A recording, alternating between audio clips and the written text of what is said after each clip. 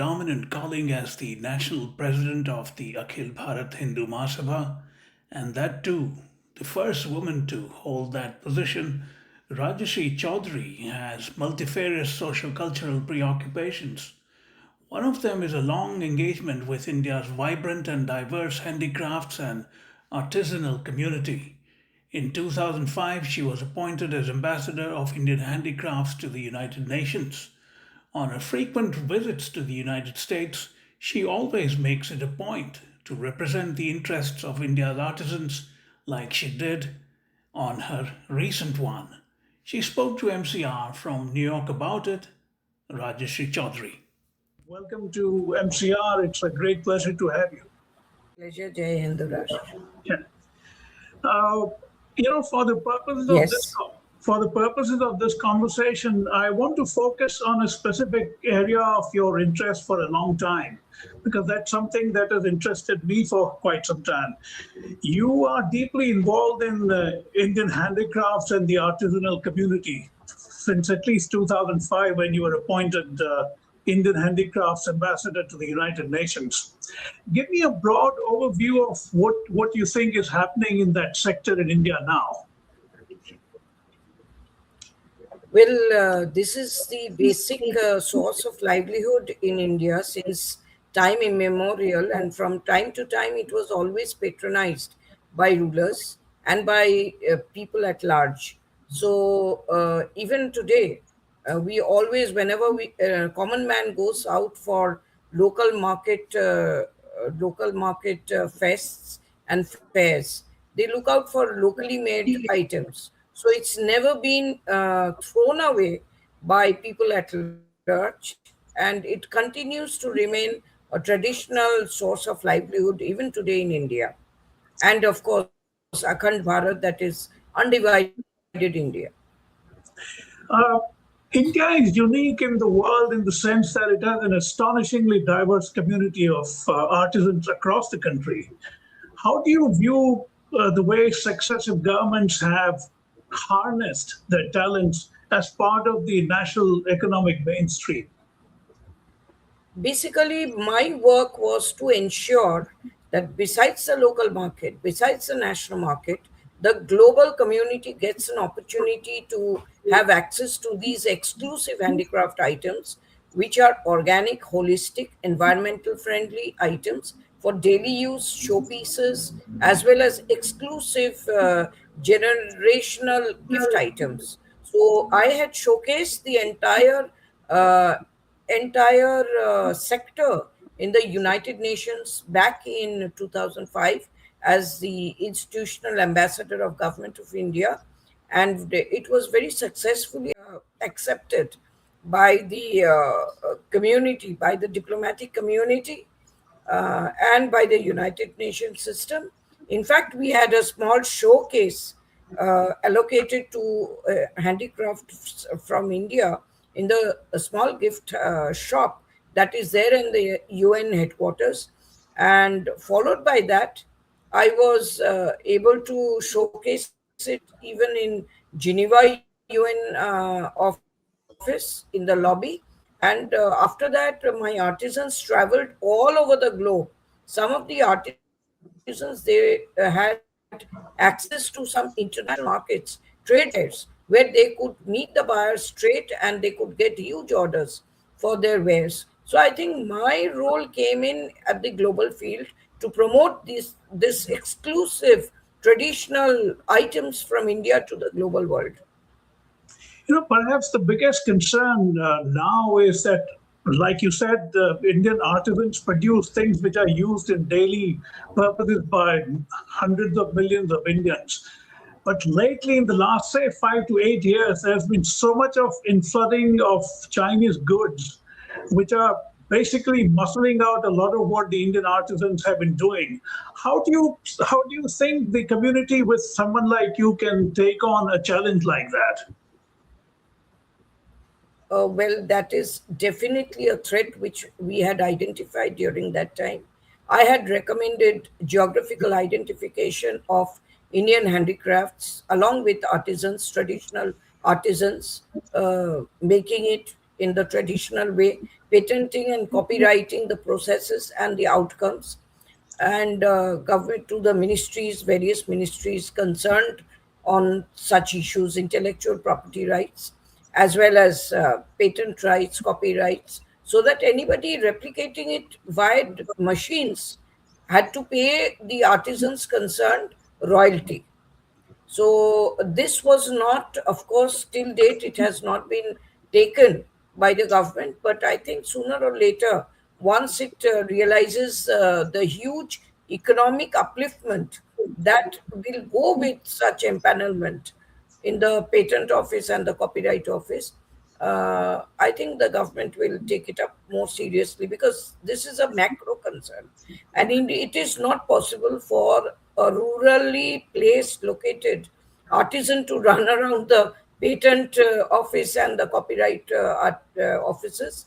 It is the duty of the government to do it. And I think sooner or later, this is what we are crusading for.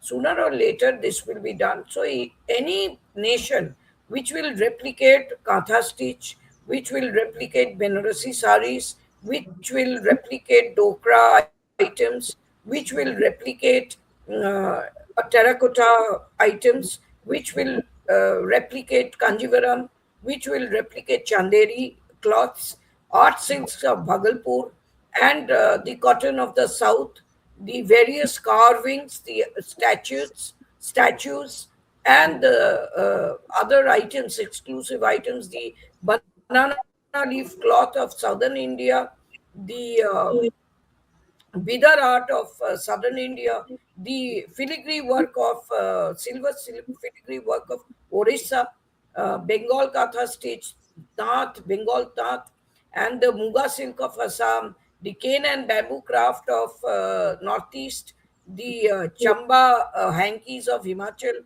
the other items spread all over the country. Everything will be, if that is geographically identified, patented, copyright enactments are imposed, anything that is copied in the rest of the world, we will welcome it with a royalty, with a baggage called royalty. So that way, the artisans will earn, India will earn. It will be a permanent royalty that we will enjoy, because creators should have their share of uh, Absolutely. every profit that is made out of things that they have created. Absolutely. In fact, I'm glad you mentioned such a vast variety, because recently, I'm sure you're aware of the case of the Kolhapuri chappals being upscaled in Paris and passed off as if it was their design. There was a lot of pushback, and they had to acknowledge that these are Kolhapuri chappals and not something that we have produced. Right, right. So this is, I think, this is something which is now. First, we had to make the handicrafts popular. Now that it is popular and people are going in, and with that eco-friendly kind of knack of the consumer market, we are sure of its sales. So now the government has to be very serious about copyright and patenting and geographical identification. Isn't it ironic that that a government, which is I'm talking about the government in Delhi, the central government, which does not tire of projecting its nationalistic credentials and talks about Bharat, etc., has not come around to supporting something that you have been so passionately fighting about? See, I will not say the government of India has not tried, because I think they need more time to come around with policies, because India is a very complicated, diverse. Indian political system is very diverse. By the time a system realizes the importance of one, the other system comes in, and they start prioritizing other things. So it's a question of this election and re-election and no election. This change of government, change of policies, change of priorities, that is actually taking a toll on this particular very important sector of sustainable development and sustainable livelihood, which is traditional in nature. But I'm very confident that the government will take it up. Probably we have not been able to place it the way it should be put, uh, and ensured we were not able to make the government convinced enough that it is a priority. But I'm sure after the invasion of Chinese products into our Ganesh Puja and Durga Puja, and we do the Ganesh festival, the idols are sold by any festival, Hindu festival we have in India. The maximum beneficiary is Chinese market. Absolutely. So this, I think, gradually people have started realizing, the policymakers have started realizing, and sooner or later it will be a very integrated, thoughtful policy has to be made so that the artisans are protected, but they are not closed, they are not shut up from the rest of the world. They are not secluded from the rest of the world. Their items grow, their items can access global market. At the same time, anybody replicating them in awe through machines or by hand, they get the royalty in return, as well as the national government. Yeah, So I just think the government needs to realize it, and sooner or later they will realize. one more question on that particular theme, because I come from Gujarat, which is famous for handicrafts. You have a prime minister who is a Gujarati. He has been there for 11 years now. That's long enough for him to recognize the potential. I don't think he's even paying attention to this. Since I'm not part of the government, I wouldn't like to comment on what are the priorities of this government, but definitely a lot needs to be done in this sector. Of course, that is still not tapped, well tapped the way it should be. And I hope through your media, through your channel, the government of India gets a message to develop this untapped resource it has to give to the world. Yeah. Last couple of things. One is, of course, I was reading some figures. As of now, I think we are exporting some $4 billion worth of handicrafts annually. And the US alone accounts for about 38%. You're currently in America. Have you been able to find out more avenues where not just the US, maybe the entire North America, the whole part of this hemisphere can become more sensitive to India's handicrafts? Of course, we tapped way back, 25 years back, almost 20 years back, the UN platform, because that is where all the nations, Right. national heads, they come together. And we had showcased the handicrafts. So I think the takers were from there.